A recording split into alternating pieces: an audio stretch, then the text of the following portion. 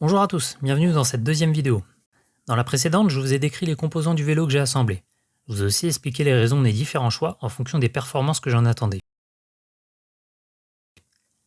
Aujourd'hui, je vous ferai part de mon retour d'expérience suite aux essais sur le terrain de mon prototype. J'ai essayé de relever les différences entre la théorie et la pratique. Pour rappel, ce vélo devait réunir efficacité et simplicité à moindre coût. Pour cela, je suis parti sur une base de single speed allégé au maximum et pensé pour l'ergonomie et le confort. Le poids du vélo est vraiment au centre du projet, puisque non seulement il maximise son rendement, mais il permet aussi de le rendre plus maniable pendant son transport. Cette légèreté facilite aussi le rangement, qui du coup peut se faire éventuellement en hauteur. Parlons en premier lieu du confort. Sans surprise, la selle amortit bien les chocs, même s'il est plus agréable de se relever légèrement lors du passage de bosses ou de creux marqués. La mousse des poignets diminue aussi beaucoup les vibrations. En ce qui concerne les pneus, il est préférable de rester dans la fourchette basse de la pression recommandée. Après plusieurs essais, le rendement n'est que très peu pénalisé du moment qu'on ne descend pas sous les 3 bars. Se rapprocher du maximum ne fera que diminuer le confort et augmenter le risque de crevaison. Au final, le confort dépend aussi beaucoup d'état de la route et de la façon dont on répartit son poids. L'essentiel est d'anticiper les obstacles et de rester souple sur ses appuis lors de leur passage. On pourra également évoquer dans cette partie la transmission, qui du fait de la courroie et du moyeu bien particulier, se fait remarquer par son silence. Son entretien quasi nul et sa propreté sont aussi appréciables. En ce qui concerne l'ergonomie, la position reste très naturelle, que ce soit au niveau de la courbure du dos, du port de tête ou du placement des poignets. Dans mon cas, je n'ai remarqué aucune gêne particulière, même sur un long trajet.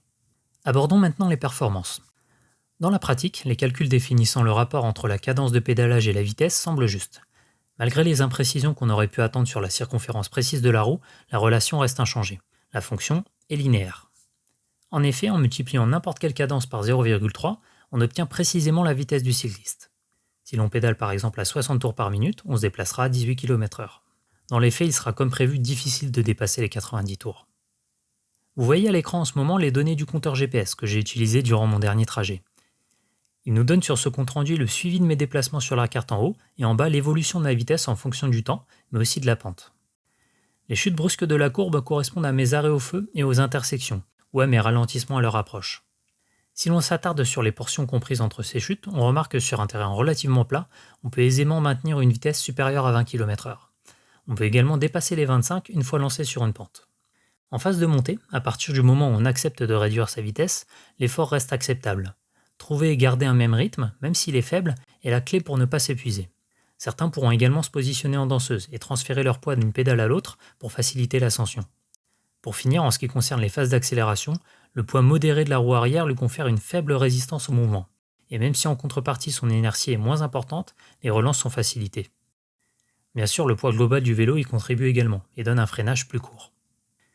On avait noté dans la première vidéo que c'était essentiellement la résistance due au frottement de l'air qui limitait la vitesse. Mais il ne faut pas oublier que le vent réel s'additionne également au vent généré par le cycliste. La somme de ces deux forces nous donne le vent apparent qui est ressenti par ce dernier, et c'est celui-ci qui s'oppose au mouvement de l'ensemble. Sous certaines conditions, on remarque alors que l'effort augmente significativement si l'on avance face à un vent important. Et à l'inverse, avec le vent dans le dos, l'effort est bien moindre. Pour preuve, si l'on prend la portion commune du trajet à l'aller et au retour, on notera que la première s'est effectuée plus rapidement.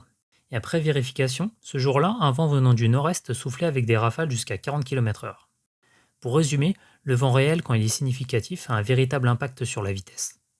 Pour conclure, si l'on fait la synthèse de tous ces éléments, l'utilisation du vélo se révèle ludique et agréable. L'ensemble est suffisamment nerveux tout en restant confortable. C'est vraiment cet équilibre que j'ai cherché à trouver et qui fait tout l'intérêt de ce vélo. Je n'oublie pas que les réfléchisseurs sont indispensables et que les accessoires comme les porte-bagages ou les garde-boue peuvent s'avérer plus qu'utiles, mais cela reste secondaire au vu du concept que j'essayais d'éprouver. Des tests supplémentaires sur le long terme et surtout par d'autres personnes seront les bienvenus, mais à ce stade le résultat est plus que satisfaisant. Ce sera tout pour cette vidéo, qui ne sera a priori pas la dernière. Merci et à très bientôt.